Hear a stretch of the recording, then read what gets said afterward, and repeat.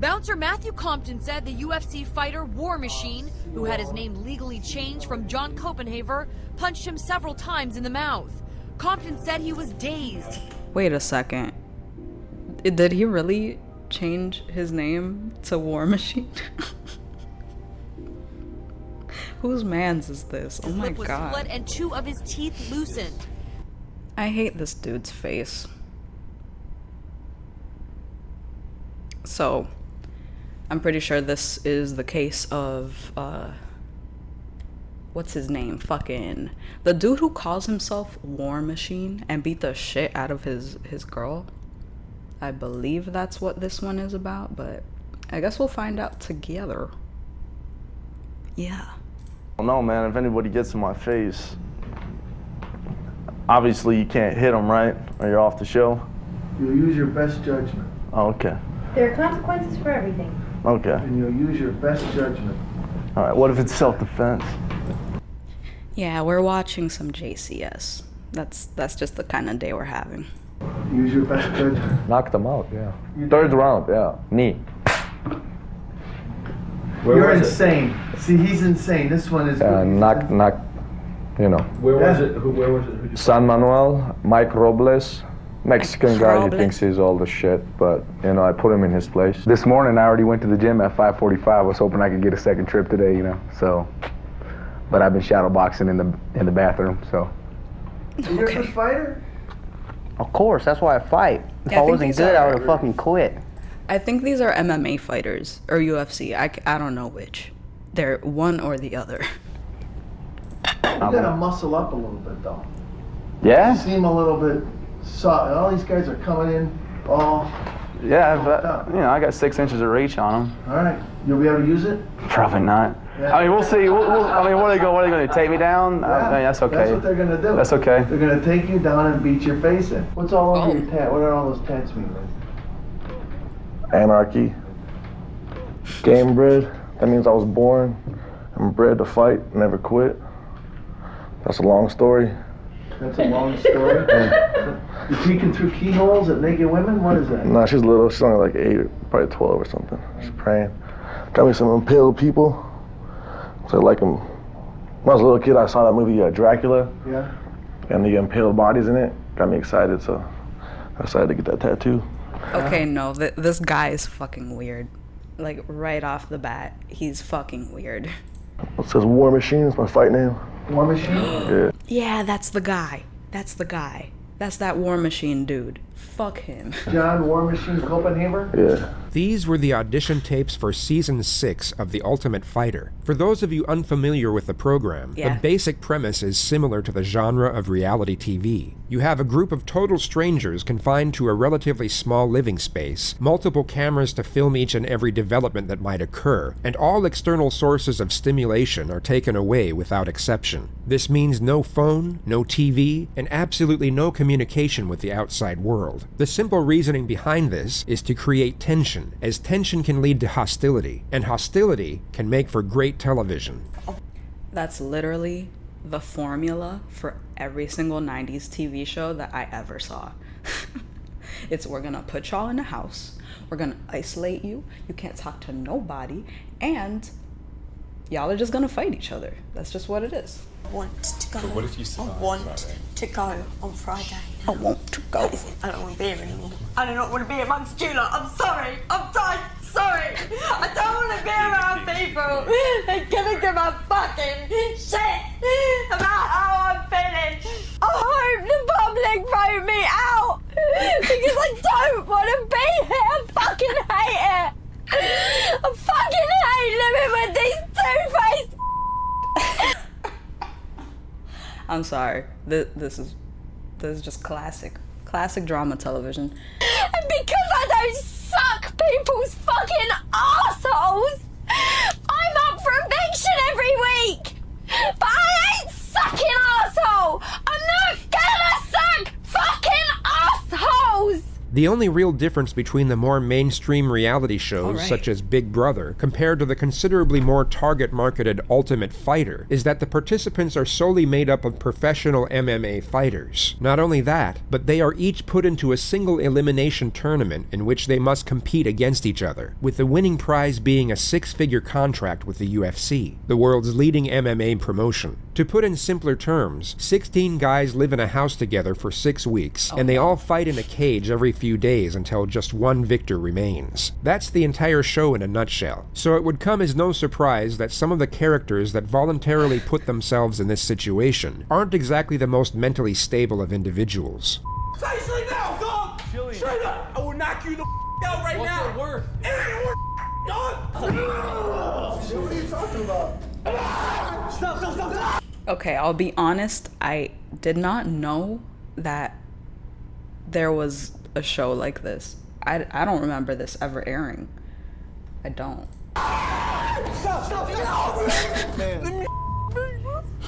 I do. Let me bang. I do let you bang. Hey.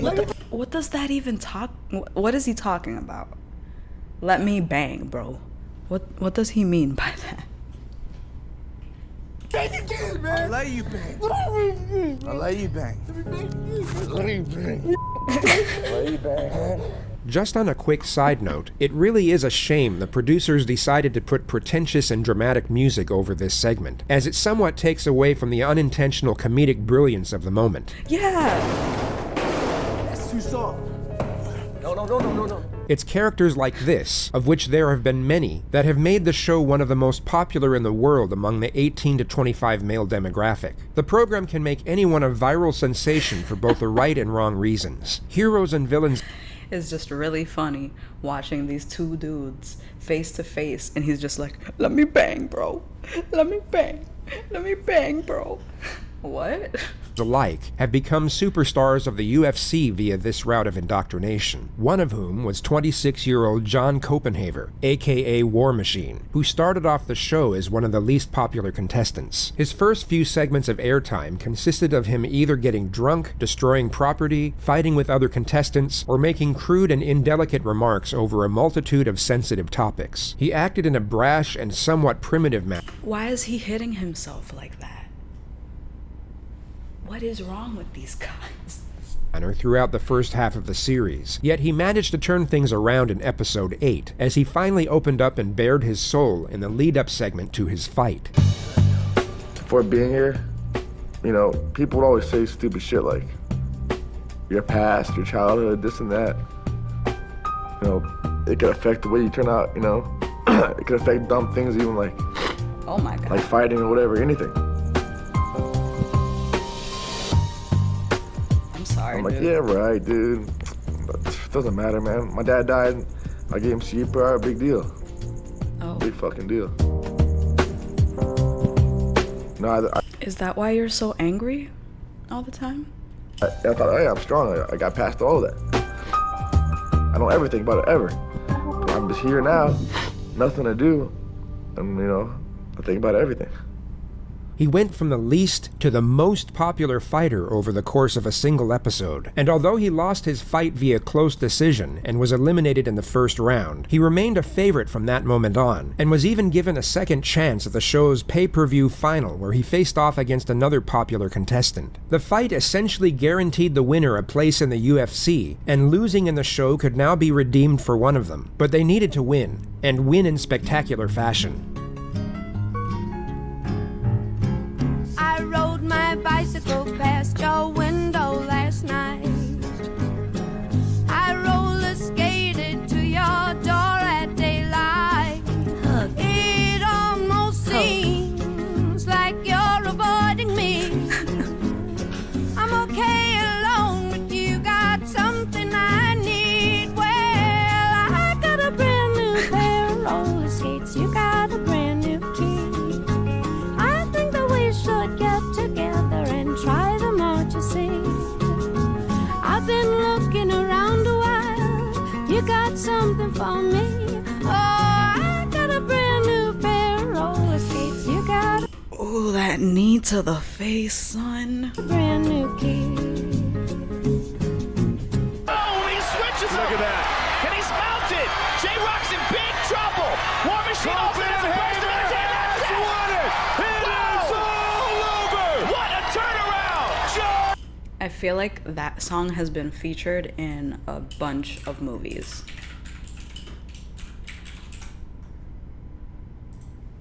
But I couldn't tell you which one. Koppenhaver wins. What a fight. War Machine. The fight game is closely associated with the notion of mountaintops and valleys. The highs are so incredibly high, yet the lows are equally as low. And this requires an all-or-nothing approach to life. To win it all, you have to risk it all. Imagine training for months on end for an occasion that lasts 15 minutes at the most, and the outcome of that occasion means everything. If you win, there won't be many things that compare to the elation of that moment. But if you lose, the emotional pain can be devastating, and many have correlated the feelings with total despair and hopelessness. The fight game is essentially a complete gamble, not just from a physical and financial standpoint, but from a psychological and what some would consider a spiritual one too. To be great, you must take great risk, and the long-term odds will be heavily stacked against you. John Koppenhaver had reached the mountaintop on this occasion. Yet his descent into the valley would soon follow. His next fight took place on May 24th of 2008, and he was submitted just 56 seconds into the first round. He was released from the UFC and had multiple run-ins with the law soon after. What's wrong with your ear, bruh? Sorry. He was eventually charged with 2 counts of assault, the first of which was for choking a man unconscious in a parking lot. To have that in a parking lot? Bro, is there not, like, I don't know if there's a law or something, but I do know that when you're a boxer, you're not supposed to box in public. Does that also apply for UFC or not? The image out there that a fighter is choking people out is scary. Well, but that's nice to choke them out, because if we wanted to, we could smash their whole body apart. So a choke is nice and quiet, nice and peaceful. You take a little nap and you wake up. You know, harm done. You know, on the other hand, you smash them to pieces, and they really hurt. So that's a nice way out. The second assault charge was for rendering a bouncer unconscious at a nightclub. There's always a little bit of tension between us. He's a big dude, probably like 6'4", 320 pounds, big giant dude. And that night in particular, we had words that kept escalating. You know, he was gonna beat me up, I was gonna beat him up. We're talking shit. And eventually it got to the point where it's like, well, what's up? And he's like, what's up? You know, do something. He's telling me to do something, egging me on, kind of challenging me. He wanted to fight. Well, dude, you don't want to fight me. Well, yeah, come on, let's do it. We did it. Oh, he lost. It was only one punch. I didn't terrorize him. One punch. He lost, I won, I got in trouble. Had I lost, I would have went home, went to sleep, woke up and said, I'm not gonna do that again. That logic is weird. So basically, because he won, he wants to continue doing the same shit, but if he had lost, he would stop fighting? Okay, bro. Okay. I would have went home, went to sleep, woke up and said, I'm not gonna do that again. Some people are a little bit different. They like to pick fights and they like to, call the cops. So, that's his problem. In a surprising display of leniency from the court, he was only sentenced to 3 years probation with 30 days of community service. You see, that was their first mistake. How are you gonna put this guy on probation for, like, constantly getting into fights? Maybe put him in jail for a little bit so he could learn a lesson. Yeah, delusions of grandeur can only win. That's this guy right here. He knew he was extremely lucky not to get jail time, and this allowed him to resume his career in MMA and attempt to rise once more. He openly stated that his plan was to fight in small-town shows against low-level opponents, in the hope that a long winning streak and improved record would allow him to return to the UFC. He had a clear-cut goal, along with the blueprints on how to get there, and everything started going according to plan.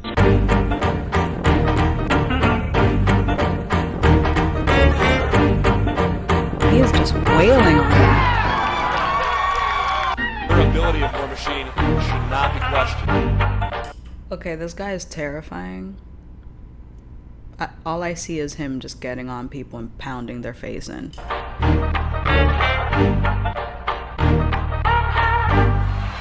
good. Tapping out.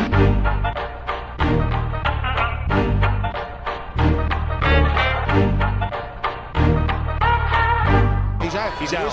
He's out.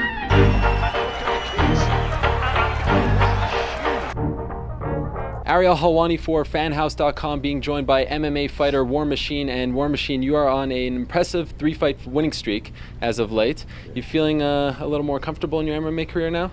You know what, dude? It's I belong in the big shows. You know what I mean?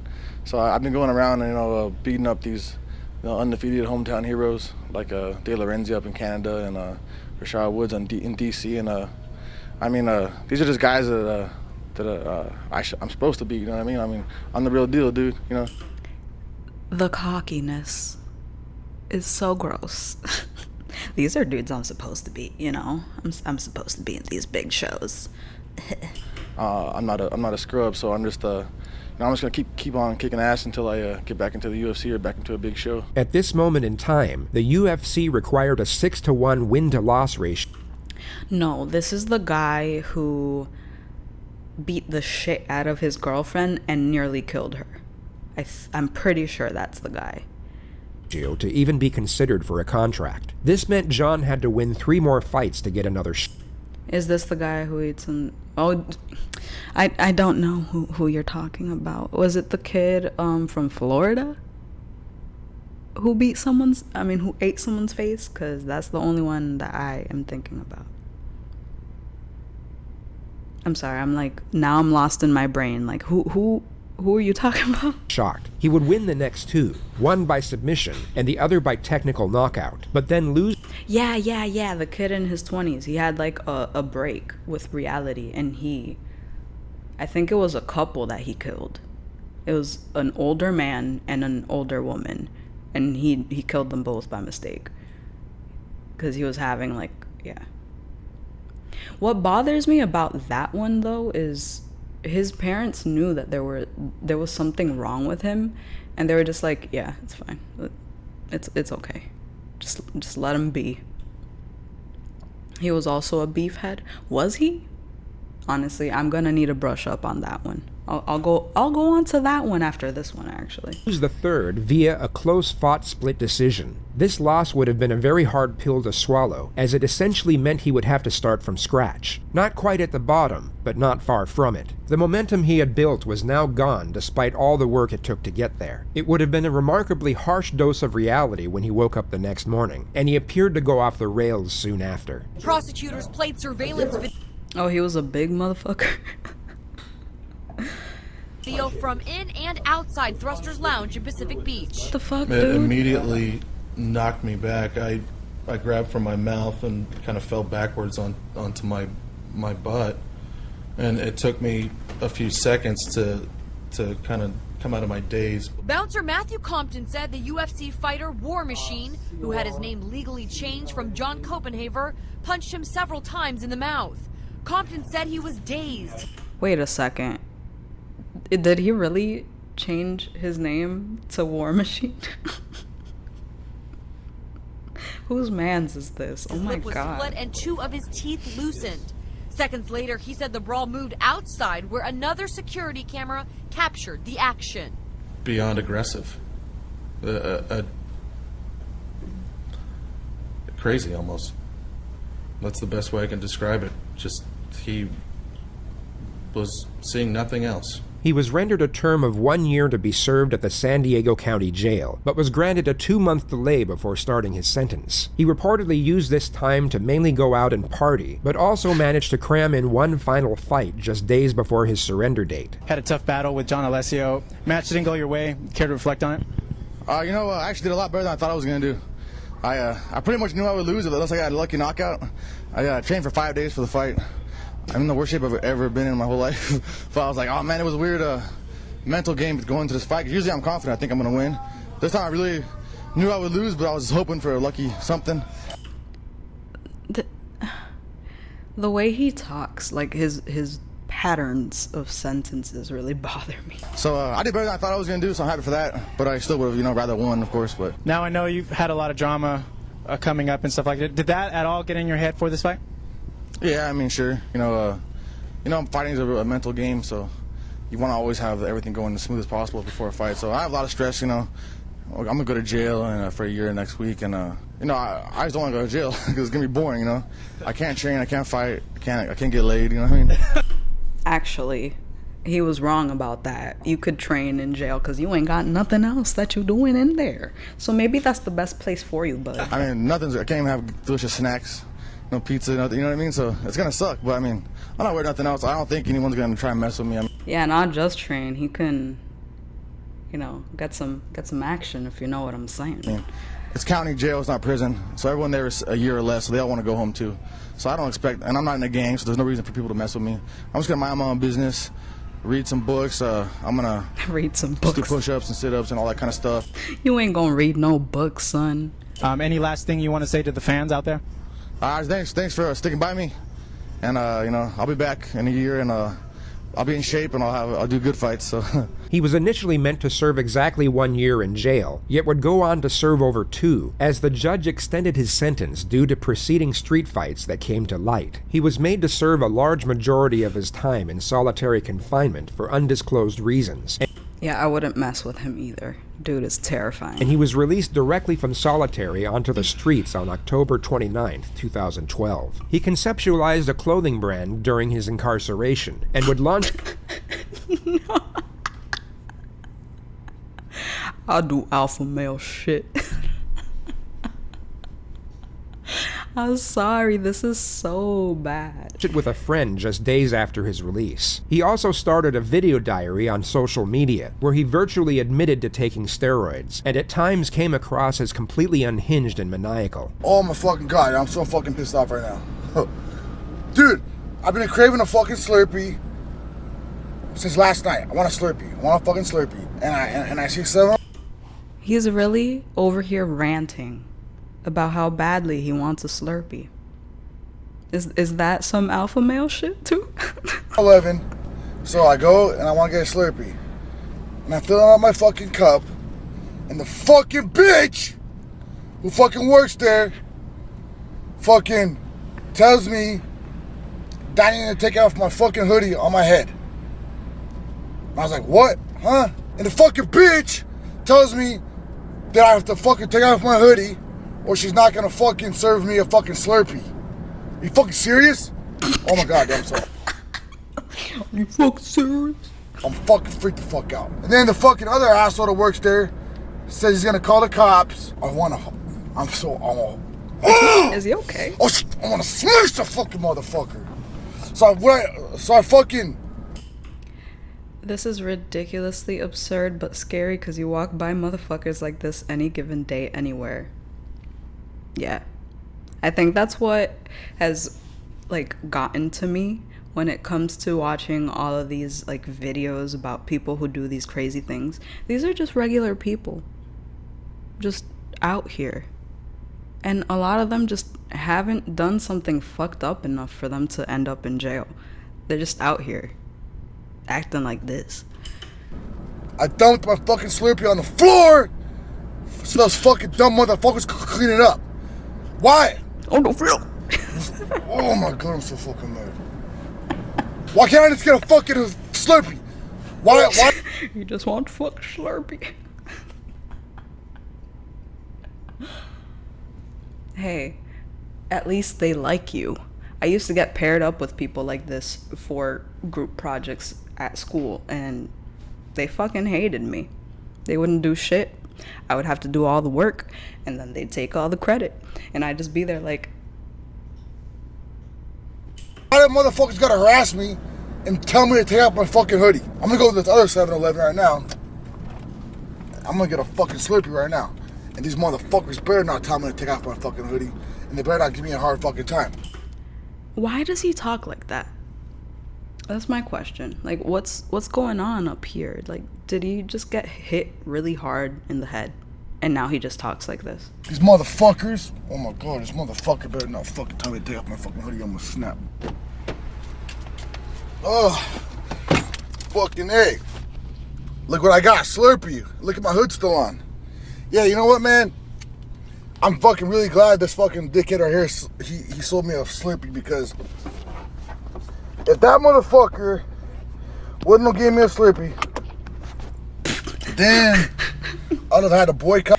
He would have punched him in the face just like he did to that bouncer. That's what would happen. Fucking 7-Eleven and all Slurpees. And I don't like to boycott Slurpees. So guys, yeah, I got some time to talk about this TRT shit right now. First of all, fucking any fighter that tries to get a TRT exemption is stupid, because now you're telling them you're doing it. You know what I mean? Now, like, you know what I mean? You're better off just to shut up about it. Steroids aren't magic. You know what I mean? They're not magic, but a lot of y'all be consuming them like they are magic. Most all athletes do it, and they do it because they want to be the best. They want to do the best, and plus everyone else is doing it. So it's like, what are you gonna do? What are you gonna do? You know, you can't do shit about it. You know. Hey yo, fuck 24-hour fitness, man. Bro, look at his face. Why does he look like that? Yeah, he loves steroids too. Oh my god, I'm fucking about to freak the fuck out. I just left my fucking workout. So I'm working out. I'm doing fucking weighted pull-ups, 24-hour fitness, and I'm using, you know, a chalk, because I go heavy. Like, I'm doing like 105 pounds, and fucking it slips. You know, you need chalk.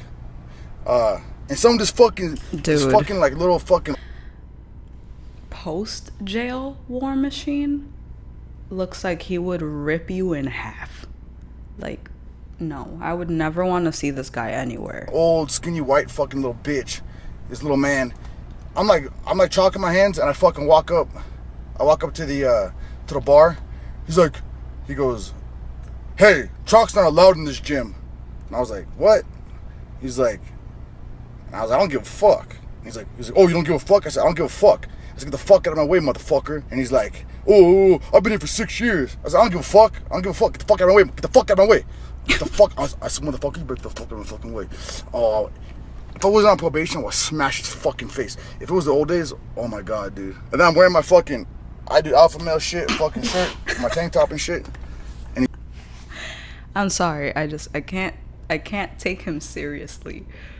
He really panned down to the alpha male shirt. I really wanted to kick this dude's shit in. Look at my alpha male shirt. he's like, "Oh, also, your shirt has profanity." I said, "Motherfucker." I said, "Shit is not a fucking cuss word." And I was like, "Hey, man," I said, "You're taking it too far, motherfucker. You're taking it too fucking far." I said, "I'm gonna freak the fuck out." Get the fuck out of my fucking face. I said, "When I finish your fucking..." That's how he sounds. Work out, and then I'm gonna fucking cancel membership. Get the fuck out of my face. I'm gonna freak. I'm gonna snap. Oh yeah, so I go down downstairs to check out. I tell the chick, like, "Hey, where's your little bitch ass manager?"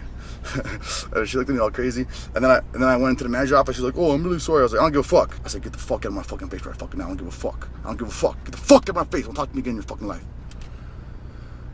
Oh my god, dude, I'm fucking pissed. Oh hey, go to alphamaleshit.com and buy some shit.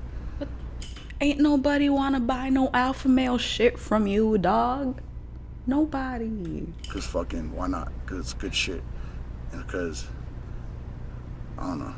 I want to make money because I'm broke. Hey, what's up, guys? I was watching the video from last night. I was freaking out about that 24-hour fitness stuff. This angle is terrible. I hate it. It makes me look like a fucking maniac, but I was fucking pissed, for real. I'm on probation, and I can't act the way that I used to act, like a wild maniac, like I want to, like. So I think this is gonna be kind of good, like the stupid little video. This is as aware as he gets.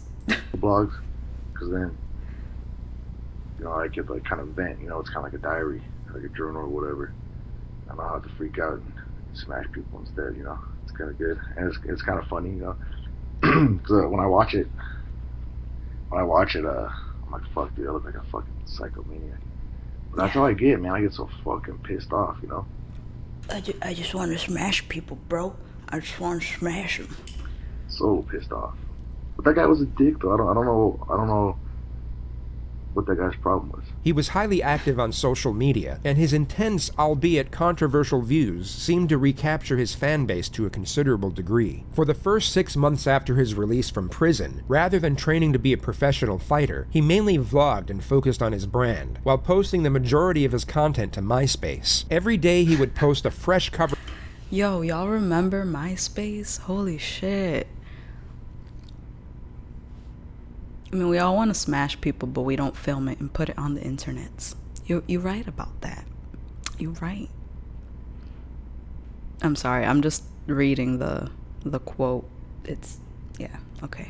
Cover photo So without profound. exception, and each image consisted of a scenic background with an inspirational message glazed over it. This became almost habitual activity, and those who were following John's account could expect a new picture at around midnight every night. However, on Tuesday the 9th of April 2013, the routine procedure abruptly ceased, and for 4 days his social media went completely silent. On Sunday the 14th, he would post just one cover photo, but then withdrew completely from all social media platforms for almost 2 weeks.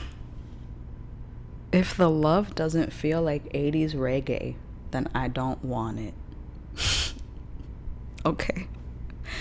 Alright, bro. Whatever you say. As John's social media would once again come alive and see him post multiple times a day, every day. Only this time he wasn't posting melodramatic quotes lifted from Google Images. As it appeared, he no longer needed them. Oh no. Yeah, this is where the girlfriend comes into the picture. I feel so sorry for her.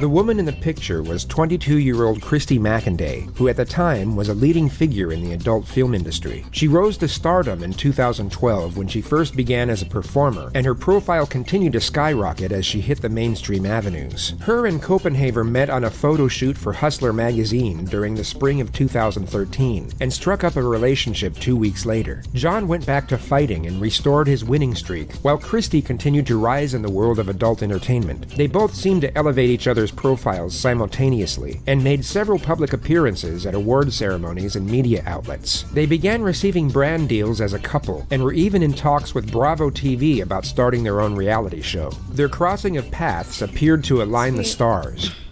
This I did not know. I didn't know that they were gonna have like a reality show together. I had no idea that that was in talks. That is crazy. Everything started falling into place and the future looked promising. Yet the bright outlook on their flourishing careers and the prospect of being rich and famous would fade into trivial insignificance when compared to the extraordinary rush of falling in love.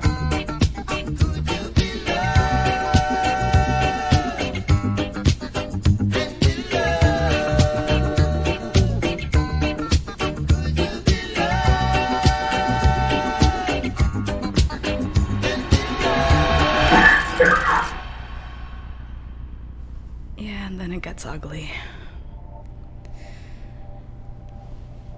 One thing that people understand, yet always seem to forget, is that you never truly know what goes on behind closed doors. Things aren't always as they seem, and the manner in which couples often present their lives in public can be a stark contrast to the reality when no one is watching. This is— Dude, that's just, I can't believe that.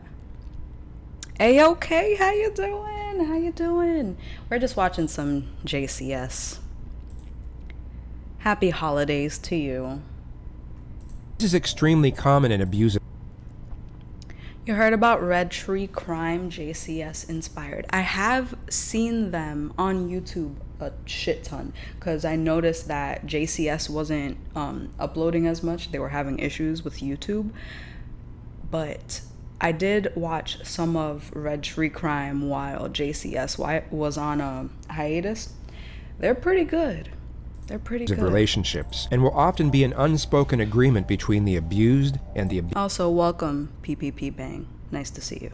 abuser. They will each maintain the pleasing facade while hiding the ugly truth. The abuser's public image will often be an outright contradiction to their true self, while the abused will happily play along as they can escape into fantasy and pretend it's all real for a few brief moments. A prolonged abusive relationship requires both parties to live vicariously through the perceptions of others. Matt Orchard, that sounds familiar. Is he the dude that runs that coffee house crime channel? I'm not sure. All their names are similar to me. Yeah, actually, JCS uploaded like 2 days ago, and it was a very nice Christmas present. It was very nice. Yeah, Snapped is another show that I'd be watching. It would come to light that violence was a common occurrence in Christy and John's relationship, with Christy being on the receiving end of it each and every time. She would eventually break things off in May 2014, but John kept a key to her apartment and showed up unannounced 3 months later to find her in bed with another man. That man was 30... Oh my god, okay. So I know about this case, but it had totally slipped my mind that the reason why he beat her up like that was because he found her with somebody else. Shit. I totally forgot about that detail. I need to go back a little bit. Because I'm not sure. Were they still together when he found her in bed with somebody else? Because regardless, you don't fucking do that. You don't beat the shit out of someone. In Christy and John's relationship, with Christy being on the receiving end of it each and every time. She would eventually break things off in May 2014. Okay, so she did break it off. And he still showed up at her house, trying to beat her ass.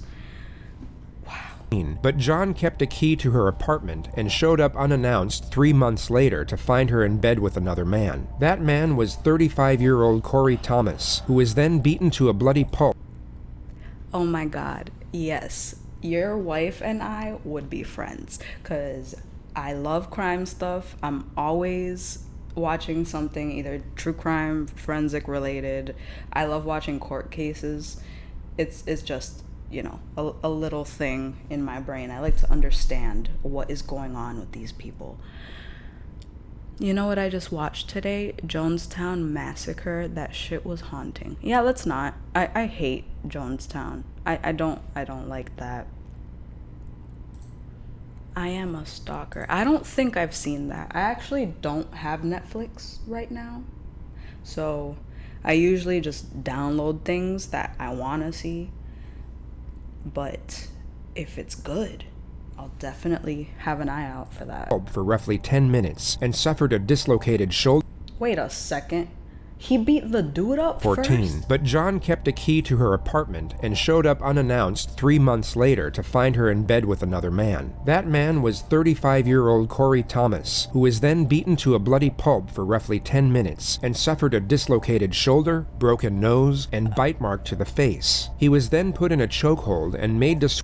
You bit his face, sir? Dude, I feel so bad for this man.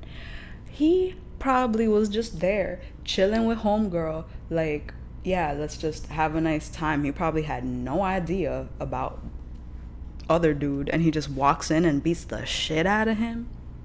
Like, what do you even do in that situation? Swear that he wouldn't go to the authorities, at which point he gave John his word and was then let go. Koppenhaver then set himself on Christy for almost 2 hours. She was raped, severely beaten, and cut with a knife. Her injuries included 18 broken bones in her face, 18 broken bones in her face?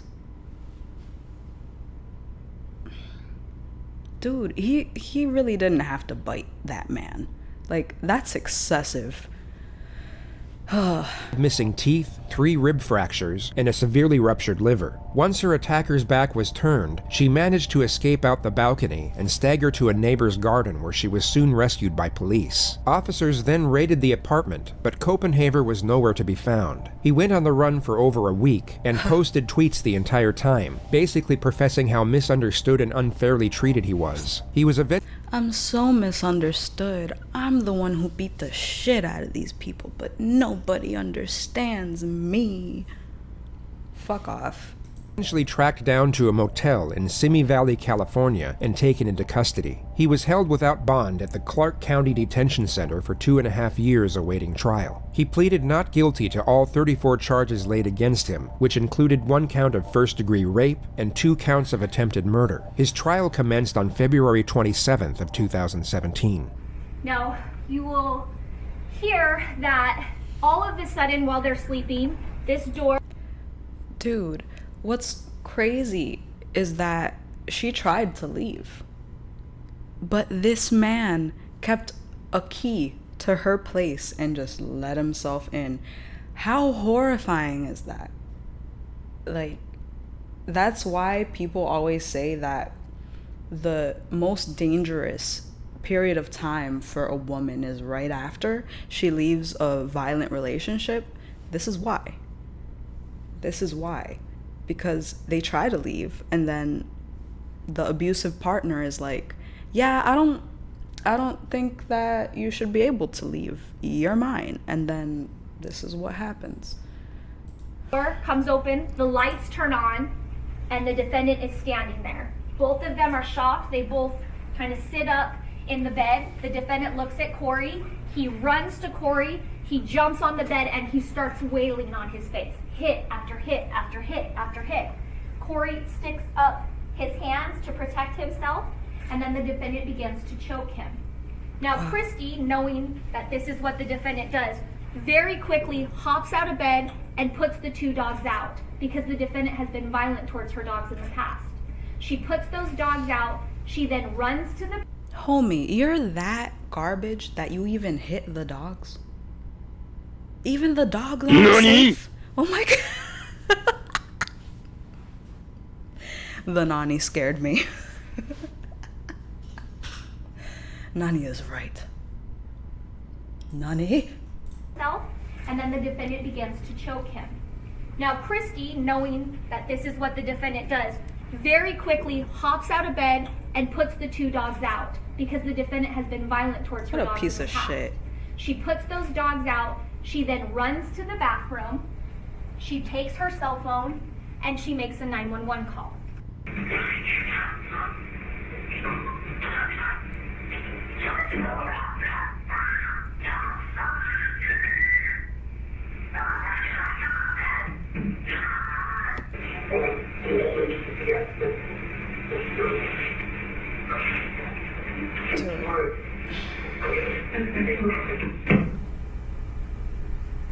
You'll have that 911 call back in evidence and be able to hear it clear. Ms. McInday will tell you that at one point she wakes up, she's lying on her back. Poor dog.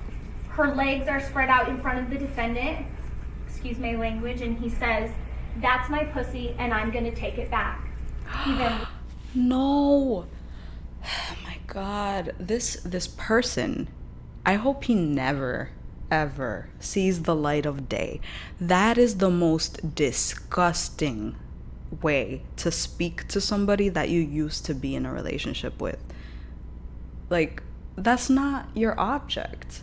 She broke up with you. She does not want to be with you anymore. But no, we're just gonna say, yeah, it's mine. We're just gonna take it back. Piece of shit. Licks his hand, places it on her vagina in an attempt to lubricate it as he tries to get himself hard. But he's not able to do so, and that makes him angry. So he continues to beat her. Ladies and gentlemen. No. Dude, this is a lot. At the end of this trial, after you see all of the items of evidence, after you hear the testimony of Corey Thomas, and after you hear the testimony of Christine McInday, seriously, the state will ask you to go in, deliberate, come back, and find the defendant guilty of the crimes in which the state has charged him. I want to ask you a couple questions about an individual by the name of Chris. Oh my god. Okay, so they brought the guy to testify. Oof, this is ridiculous, dude. What's wild to me is that it looks like he beat her more than he beat this guy. And wow. Christine McInday, do you know her? Yes. And how is it did you know her? We dated. Tell me about that first date. How'd it go? Went great. We met each other and, got acquainted with each other and had some dinner about 7 p.m. Did you discuss any of her previous boyfriends at that time? Yeah, you kind of discussed that, in the beginning of opening date. She had mentioned that her previous boyfriend. Hey, thanks for stopping by and enjoy your sandwich. Happened to be a MMA Take fighter. care. What was your understanding? Tell me why ain't nothing but a party. Tell me why ain't nothing but a mistake. Tell me why I never wanna hear you say I want it that way. Thank you. Merry Christmas to you too. Hope you and your wife have a lovely holiday. Over for 6 months. So then the door opened to the room. I have to. Which salad dressing is your favorite? Can steakhouse blue cheese dressing? Blue cheese has mold in it.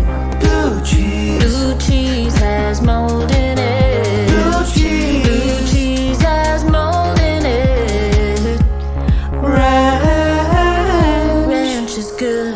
Blue cheese. There is mold in blue cheese grows. Depends a lot on what kind of salad I put it on. I imagine raspberry tastes good with chicken and turkey. Nuts and seeds of fruit, while chunky blue cheese might be yummy with tuna perhaps. Personally, I like a honey mustard dressing. Oh, so you like chunky mold dressing, huh? Oh, blue cheese has mold in it. Blue cheese has mold in it. On and on and on. Classic. And it's on and on. Classic. I actually haven't heard that in a while, so that brought me a little bit of joy. His boyfriend happened to be a MMA fighter.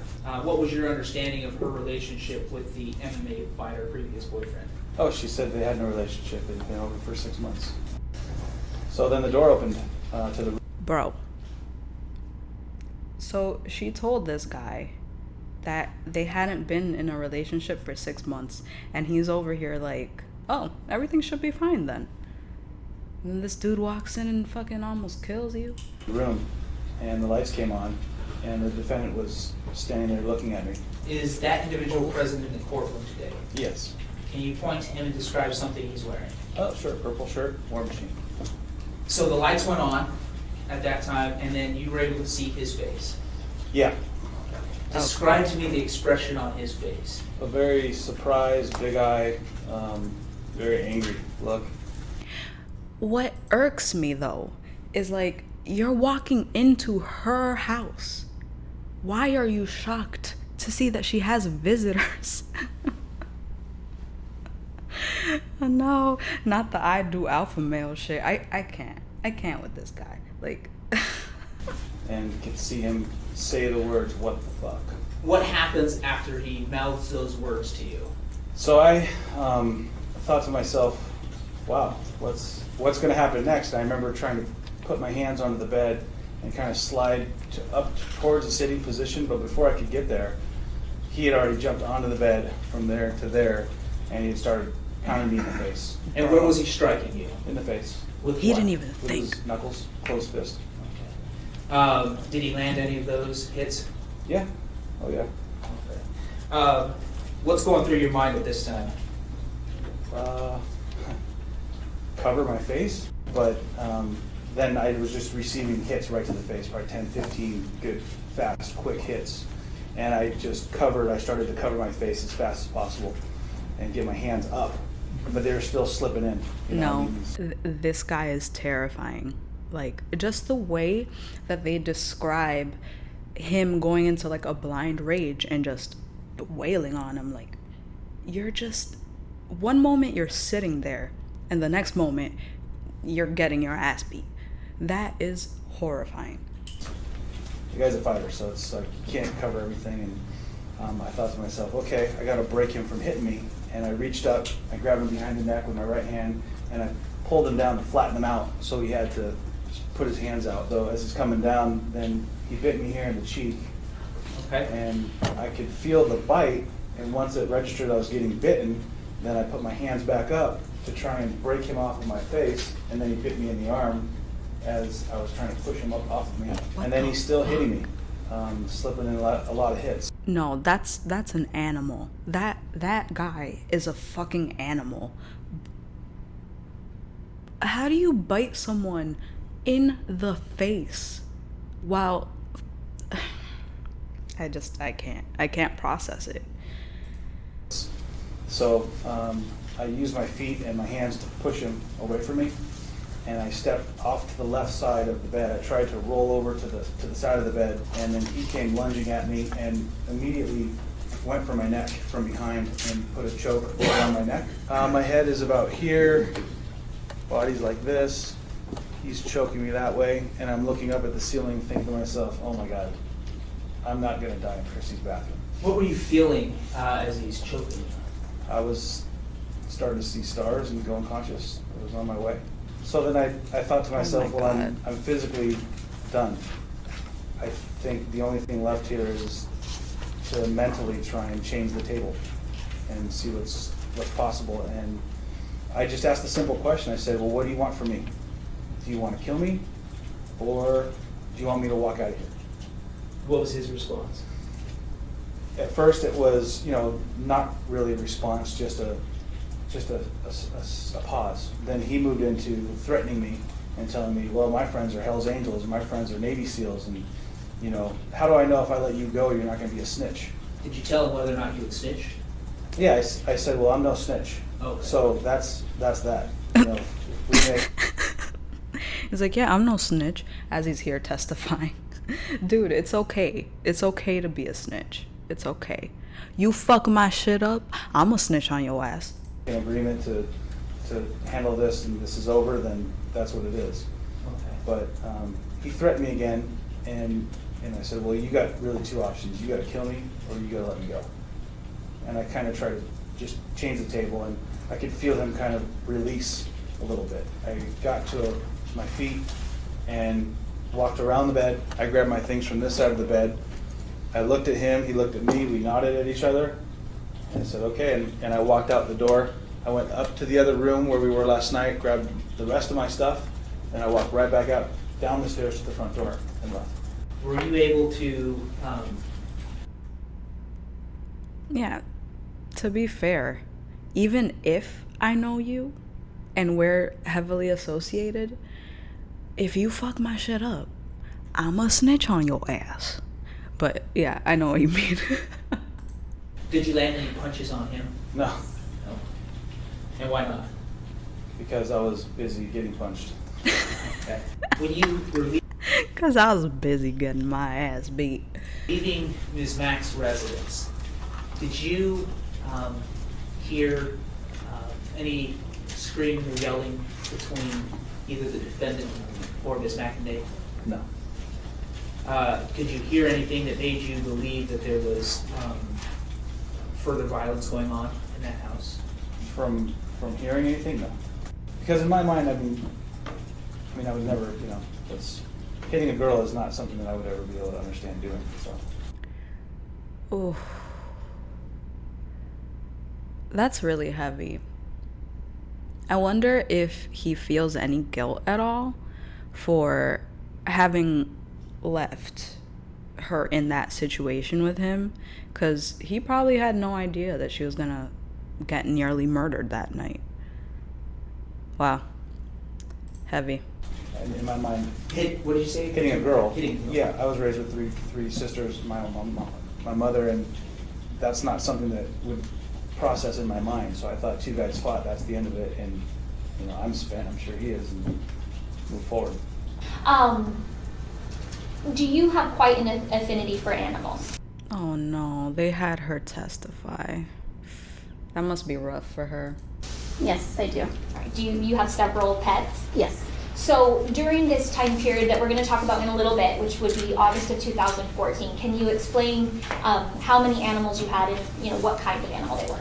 I have 2 dogs, and I had, I believe, 5 snakes at that time, and I had some rats, and John and I had shared 2 ferrets. Okay. You said you used the term John. Who's that? You refer to him as War Machine. Okay. And was he your boyfriend at one time? Yes. Okay. Do you see him in the courtroom today? Yes, I do. Can you please just describe an article of clothing that he's wearing for me? He's wearing a white button-up shirt. Okay. Your Honor, may the record reflect that she's identified the defendant? Yes, it will. Thank you. So we were speaking about the defendant just a second ago. How was it that you met him? We met at an adult shoot for Hustler, and it was just a like a photograph spread for Hustler magazine. Was it did you have an appointment to do the photo shoot at Hustler, or did he? How did that work out? He did. They had asked him to do the shoot, and he said I would only do it if you got Christy to do it. Okay. Did you know him at that point? No, I did not. Okay. And so you agreed to... Shit.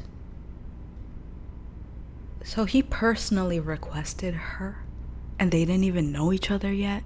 This dude is fucking crazy. To do the shoot? Yes. And so the two of you obviously must have hit it off? Yeah, a little bit. I was very standoffish. I didn't want a relationship. I felt very independent, and I didn't want a man at that time. Okay. But at some point you came into a relationship, right? Yes, we did. And so when was that? Just a few weeks after. Towards the building, Your Honor. When you started dating, how old were you? I believe I was 22. And how old was he? She was so young. That would make him 32. What types of things, like when when the relationship was going well, what types of things did the two of you do for fun? We would go to movies. We would just go to the park, drive around sometimes. I don't like being in crowds. I have really bad social anxiety, so it makes me uncomfortable. So they would just spend time together because she didn't like being in public. That is very scary for someone in an abusive relationship. And I was going to ask you, are you somewhat of a homebody? Yes, definitely. And do you drink? Not at all. Do you do any drugs? Never. And so, Mr. Koppenhaver, did that lifestyle match with him as well? For a while it seemed that it did, but at times it definitely did not suit him at all. If I were to ask you, how would you explain your relationship? Never. What would you say? Hey, boo. Our relationship was definitely very, very passionate. Passionate. And at times very violent, but sometimes extremely loving. Did the defendant go quickly to anger during the fights? Usually, yes. He looks like someone who goes 0 to 100 in a matter of seconds. I would never want to date somebody like that. At some point in your relationship, did you start to see an angry side of him? Yes, I did. In the beginning, or when you first started seeing this side to him, was the violence physical? Not in the beginning. Okay, can you explain how it was? In the beginning, he would remove himself from the scene. He's deaf not alright. He's over here beating up bouncers at clubs. In the beginning, or when you first started seeing this side to him, was the violence physical? Not in the beginning. Okay, can you explain how it was? In the beginning, he would remove himself from the situation. Did it get to a point where when he got angry, he wasn't leaving the room anymore? Yes. And did there start to become physical violence in your relationship? Yes, there did. Oh, no. When did that start happening? I want to say 3 or 4 months in. In the beginning, it would just be like a slap in the face, and that would be it. Or just choking me, and that would be it. When he would do this, was your breathing? No, girl, that's just how it starts. I feel so bad for her, bro. She really wanted to leave him. Yes, it was. Would you see stars or lose consciousness? Usually, yes. Usually you would lose consciousness? Yes. How often were these types of things happening, like the slaps or the chokes? At first, they weren't that frequent, maybe once a month. But as our relationship progressed, the violence progressed also. Once a month. Did you ever fight back? He would choke you out once a month. Like, it's a fucking, oh my god. Like, it's an activity y'all just do every month. That's fucked. No. No, your mom lived with you in your home in Las Vegas. Yes, she did. And you said that the defendant hated your mom. Yes. And was there a constant, I mean, it went both ways, is that fair to say? Yes, it did. They both hated each other. When he would do these things to you, like these choking events or slapping events, would he ever take any personal property from you? He would usually take my phone. And why would he take your phone? He was afraid that I was going to call my mom. Why would that scare him if you called your mom? Because my mom would call the police. Did you feel comfortable telling your mom or your friends that these types of things were happening to you? No, I hid it from my mom the best I could. I don't like my mom to worry about me, and then I also didn't want her to call the police. Were you embarrassed that these things were happening to you? I was extremely embarrassed. I never thought that I could let that happen to me. I always saw myself as a strong individual, and I realize now that I shouldn't have been embarrassed. Girl, you are strong. You're a very strong individual. I feel so bad for women that end up trapped in relationships like this, and then they're like, I have to hide this from everybody in my life. Girl, no. You need to tell everybody. Tell everyone. So they can get you away from this motherfucker ASAP. It's really depressing, because you can tell, like, she struggles with how embarrassed she was and the guilt of keeping that in. Like, girl, you almost died over this motherfucker. But at the time, I definitely was. Did he ever threaten you if you did tell? Yes, he did. What did he say? He said he would send his Navy SEAL friends and the Hells Angels after either myself or my family. Bruh, this dude uses that Navy SEALs and Hells Angel excuse with everybody. He did it with the other dude, and then he did it with her. You probably don't even have friends to be threatening people like this. Yeah, she'll never forget this. It's really sad. If he went to prison. Christy recounts 4 graphic occurrences of her getting physically assaulted by the defendant, with the 4th being over another guy designing her gold-plated fangs. He ripped my wig off, and I took my fangs out because I knew he was going to hit me next, and I didn't want to either chip my teeth or swallow one of the fangs. Okay. And so you took them out. What happened after you took the fangs out? I put them into my bag, and he began screaming at me more and more, and he turned the car around to go back where we came from. I had taken my seatbelt off because I knew if we hit a stoplight, I'd be able to escape and I wouldn't have to get hit this time. Okay. So I took my seatbelt off without him noticing, and I tried, when we reached the stoplight, thank God we hit a stoplight, I opened the door to try and escape, and he pulled me back in by my hair and slammed my head down on the dashboard, which chipped my tooth. And then he was still really mad, so he grabbed my head and brought me in and bit my chin right here. The left part of your bottom chin? Yes. And fuck. And I don't remember how many times he hit me after. No. Dude is a biter. Why? Why? Why are you biting people? You're not a fucking animal. God. For that. But he turned down the side road by the Best Buy, and he said, now I have to kill you because people saw you try and escape. Oh my God. He said, now I have to take you to the desert and kill you. I still have my seatbelt off. I was bent over crying, and at some point he punched me in the back. And then he took me to a gym parking lot, and he calmed down a little bit, and he licked his hand and tried to wipe some of the blood away. He told me he couldn't take me home like this because my mom was home. You think about this after? You beat the shit out of her, son? You think about the consequences after? I'm so angry right now. Like, he beat the shit out of her, and then he's like, I can't take you home. Your mom was there. She's gonna see what I did. He told me he had to clean me up, but everything was gonna be fine. And then after that, he took me home. He went inside first. When my mom greeted him, he said that I was just, getting some stuff out of the car, and then I would be in shortly. And then when she went back to her room, he allowed me to come in and go upstairs and clean myself up. What were your injuries after that incident? I had a black eye, and I had a cut under my eye. I had a scratch on my nose where he had hit me. I had a bite mark here. And that's pretty much it. My chipped tooth. Like, you really think her mom is not gonna notice that big ass chunk on her face where you bit her? Or the black eye? I once told my mom, you know, I just fell down the stairs in my bedroom. Of course, the cliche, I fell down the stairs. But I ended up using that.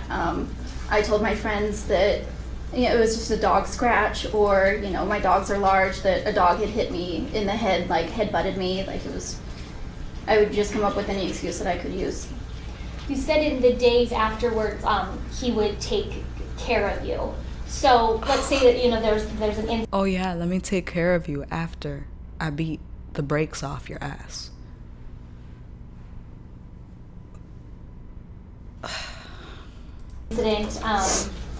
Like we were just talking about, and then you have marks on your face. In the next days, how would he treat you? It would be the best days of our relationship. He would stay home. Yeah, it's the love bombing right after you basically destroy them. It's disgusting.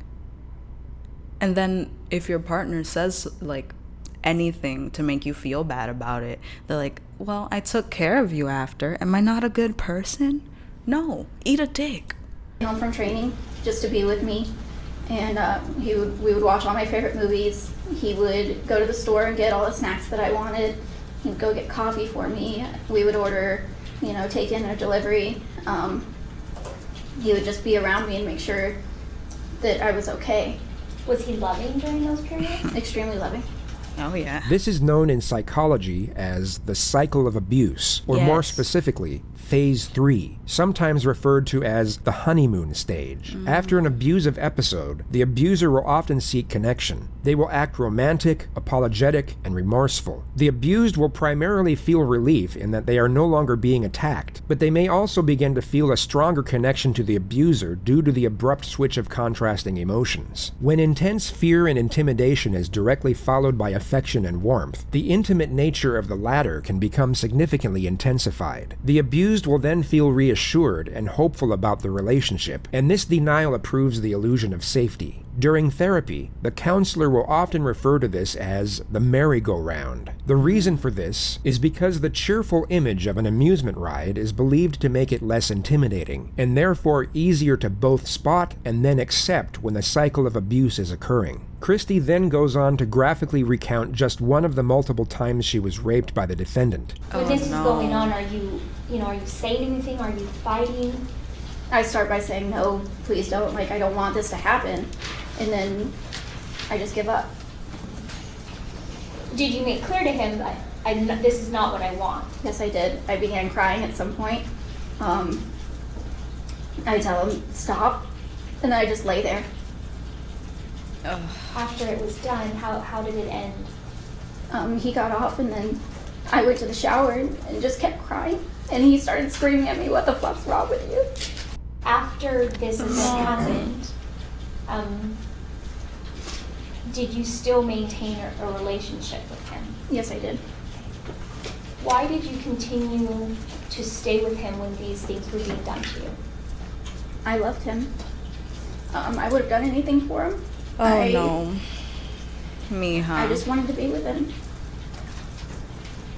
Another hour of testimony goes by where Christy details multiple occurrences of physical and psychological abuse. She eventually gets to the moment when Corey Thomas had just left the apartment after being assaulted by Koppenhaver. Now, you said that after Corey leaves, you remember the defendant running at you. Yes. And then you remember, the next thing you remember is being in the shower. Yes. Do you remember how you got in the shower? I don't know how I got in the shower. Do you remember, when you were in the shower, did you have clothes on or off? They were off. And the shorts that I were wearing were in the shower. When you were in the shower, what was the defendant doing? He was going through my phone and yelling at me through the glass door. What the fuck? What was he yelling about? I don't remember exactly what he was yelling about anymore. At that point in time, did you think you had been hit? Yes, I could taste blood in my mouth, so I knew I had been hit in the face. And I also I don't remember how I got in the shower. What's the next thing you remember? Past that, I just remember being on all fours right in front of the shower, like I was about to stand up, and he kicked me in the ribs so hard that I fell over and began convulsing. Did you ever ask him for help or to stop? Just after this, I told him that I needed help, because I genuinely felt like I was going to die at this point. What did he say to you? He told me that nobody could help me. At any point in time. Bro, he probably broke her ribs in that moment. And he's just there like, fuck you. Did he ever use any weapons against you? Yes, he did. Can you explain how? He had a knife. It was one of my kitchen set knives. It was a black handle with silver rivets. And he would push it into my ear. He would push it into my hand. He sawed off my hair. He cut up all of my wigs because he always hated my wigs. He cut my head. With the knife? Yes. This dude's a monster. I just remember him still being so angry. He broke the handle off of the knife and still continued to use the knife blade in his hand to push it into me. Is there come a point where he tells you that he's going to have to kill you? Yes. What does he say? He looks at me and he says, "Now I have to kill you. I've gone too far. You can't be seen like this. Everyone's going to know." Koppenhaver then goes downstairs to the kitchen to retrieve another blade, at which point Christy gets to her feet, staggers to her first-story balcony, and jumps off. She then musters the strength to make her way down to the end of the street, where her neighbor spots her hiding in the garden and calls 911. Christy was taken to the hospital and treated for her injuries. The horrific images circulated on social media, and the hashtag War Machine began trending in the United States, Canada, Brazil. Honestly, that's always the question, but she probably didn't know that it was going to get to that point. By the time he beat her up like that, they were already broken up, and he broke into her house and did what he did. So she tried to leave him. She really did. And then he came through and was like, "Bitch, you ain't leaving me." And then he almost killed her. Brazil, and the United Kingdom. The mugshot of the perpetrator became the most retweeted image during the second week of August 2014, and this eventually led to his arrest. The trial was a hot topic in the national news, with each of the elements receiving a considerable amount of coverage, yet the most talked about was Erin McInday, Christy's mother. She would testify on day 7 of the— Oh my god, I didn't know the mom testified. Oh my god, there's gonna be a lot. Trial, and managed to come across as both endearing yet intimidating at the same time. The type of person you would want as a friend, but most certainly would not want as your enemy. Just briefly, how would you characterize Christy? What type of child was she? She was a very quiet child. She liked to keep to herself. She was very loving. She was very creative. She liked to color and draw and play with Barbies. And How did she do in school? She was outstanding in school. I never had to stand over her and say, "Do your homework." It was an automatic thing for her. Would you say she's an extrovert or an introvert? I would say introvert for sure. As far as you know, does she drink alcohol? No. Or did she drink Never. alcohol? She's never had alcohol. What about drugs? No. In 2014, did Christine start dating someone by the name of Jonathan Koppenhaver? Yes. Do you see him here? I do. He's wearing a white shirt, playing with his fingers. Okay, you don't have to record reflect. Get him, mama. Get him. Of the defendant? Yes, it will. Thank you. Now, does he look the same to you as he sits here today? No. How does he look different? He looks like he's lost about 50, 60 pounds. He's not as broad in the arms and in the shoulders. Did you start to see any changes in Christine after she had been with him? Yeah. Oh, she knows. Yes. Can you please describe some of those changes? She was more isolated from me. She didn't want to do anything with me. She would spend more time in her room. She wasn't as talkative. Her social media, one of her accounts was closed. She's always been independent. Even as a little girl, she was independent. And you could see her independence kind of slip away as time went on. Were you ever present at the home when the defendant became physically violent towards your daughter? I was in that room that day, and I heard screaming and fighting. And I came out of my bedroom, and I said, what the F is going on? They're screaming at each other. I can't even remember what they were screaming, but Christy was standing up on the stairs. I'm not sure where John was. And she said he grabbed me by my neck and dragged me up the stairs. And I'm like, I'm calling the police. Yeah, and Mom. You could see she had a red mark on her throat. So when she said the audacity to be abusing on this woman's daughter while she's in the fucking building. What the fuck?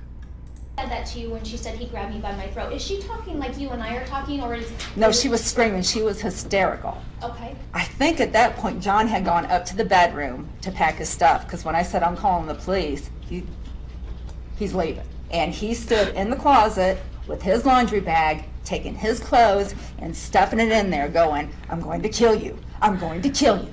I'm going to... Bro, in front of the mom, this man has no brain up in his cerebral area. There's nothing up there. Taking his clothes and stuffing it in there, going, I'm going to kill you. I'm going to kill you. I'm going to kill you. Wow. Was the relationship between the defendant and you, had it pretty much deteriorated? Yes. And because of that, was Christy often kind of in the middle between the two of you? Yes. Was it clear at this point that you didn't like him and Oh, he I didn't couldn't like stand you? him at that point. I didn't like him. And I told Christy, you know, I started noticing things, and I told her my opinion, and it was just, she'd say, I don't want to talk about it. Oh, I don't want to talk about it. And then at 6:44, you receive a text message from the defendant. You awake yet? Several question marks. There was a huge fight when I came in. The guy she was in. What the fuck? Why are you whacking weeds in the rain? In bed with came at me. So when you start getting these text messages, what do you do? What's going through your mind? I tried to call him because I couldn't text fast enough. I just woke up. I was trying to read those and try to process out of a straight sleep. What am I looking at? My mind's trying to catch up to everything that's going on. And so I tried to call him, and I said, what's going on? And he goes, we got into a fight and I had to beat her up, and from that point on, I think I hung up the phone. I went and told my boyfriend, you've got to get up now. He's done something to Christy. Move your car so I can get across town. My boyfriend said, oh God. Oh no. So did you get in your car and go across town? He moved his car, and I started driving, and I think the next time I had a thought, I was actually underneath the Desert Inn, the viaduct, the bridge on DI. Okay. Do you know what I'm talking Yes, about? I do. I think that's the last cognitive thought that I really had from the house to there. Oh my. And my thought was, she's dead. That was my thought. Did you get to Christy's house? I did. And when you got there, were there already police officers and everything? Yes, ma'am. And what did you do? I stopped my truck in the street. I got out of my truck. I saw that the front door was open. I started running. There were officers outside of the house trying to tell me to stop. There were some officers inside the house, and I made it as far as to the inside door, and it was almost like I was like face to face with a lady police officer. And she looked at me, and I looked at her, and I said, is my daughter dead? And she just looked at me, and she said, no, she's at Sunrise Hospital. I get to the ER, and just imagine that giant weight. Just being this woman, being worried that your daughter is not gonna be alive when you get there. And the weight lifted off when that woman tells you, no, she's in the hospital. I feel so bad. Jesus. I said, I'm Christy Mack's mom. I want to see my daughter.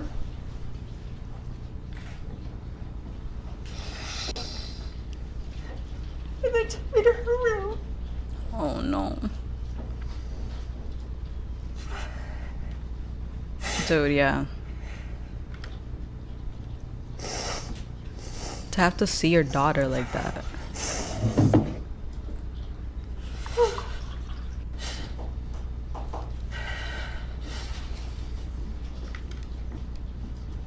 And I walked in, and she was laid in the bed, and it didn't look like her.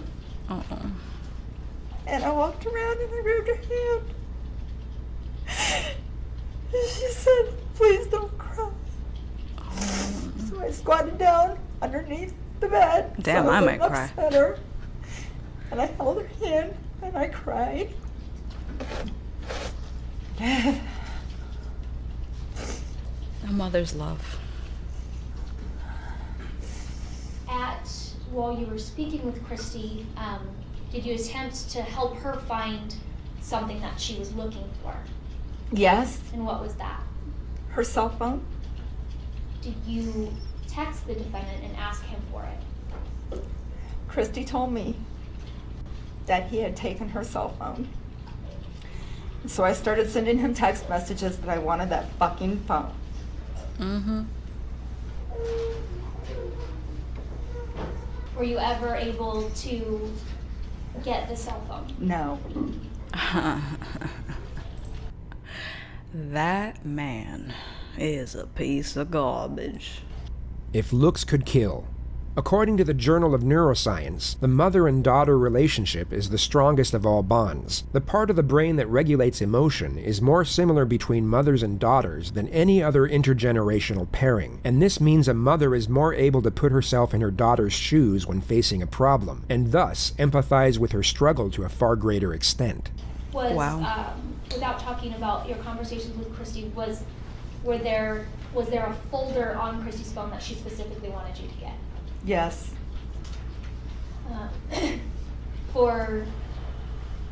During the remainder of Christy's stay at the hospital and then for several weeks after, did you kind of try to keep her in a safe place in hiding? Yes. Until the defendant had been apprehended? Yes. You talked a little bit about Christy when you came to her in the hospital and started crying. She told you to quit crying. Say yes. Yes, I'm sorry. It's okay. I know it's hard, but I need an out-loud answer. Would you consider her an emotional person? No. Do you consider it easy for her to share things? No. In regards to this incident, does she want to talk about it? No. Damn. Because of the incidents that you've spoken about, that you had seen the defendant physically violent, and because you saw your daughter with marks and you had concerns, do you regret now, not stepping in and going to the police? No. Mm-mm. The other incidents that I saw, I really wish I would have shot you. That's my retrospective. Damn, mama. You mama bearing the shit out of this testimony. I love it. She's doing so well. I wish I would have shot you. Oh, okay. Thank you so much. Your Honor, that concludes my direct examination. Okay. Cross.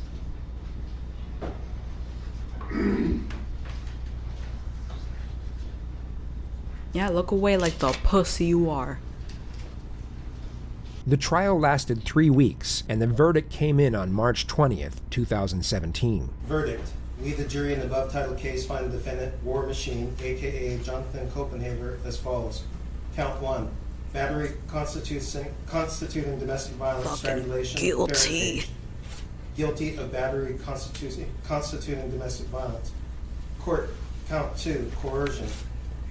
Guilty of coercion without force. Count 3, preventing or dissuading witness or victim from reporting crime or commencing prosecution.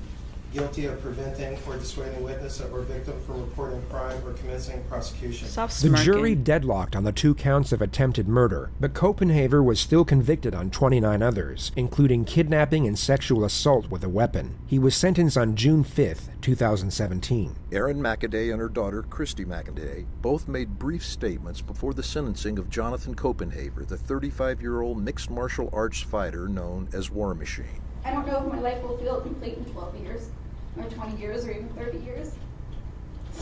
And neither do you. I have to look out for the well-being of the community and avoid possible danger to future potential victims as I consider the appropriate sentence here. Koppenhaver was ordered to serve 36 years to life after being convicted of more than 24 charges, including sexual assault and first-degree kidnapping. So there you have it, the rise and fall of John War Machine Koppenhaver. It's a human paradox that many of us will only consider the big picture once it's already too late. He will more than likely spend the rest of his life in prison, and in reverse to the wonder of being able to create memories in the future, he now has to make do with the ones he's got. The mountaintops and the valleys. Only the mountains will never have seemed as high, and the valleys won't appear nearly as deep.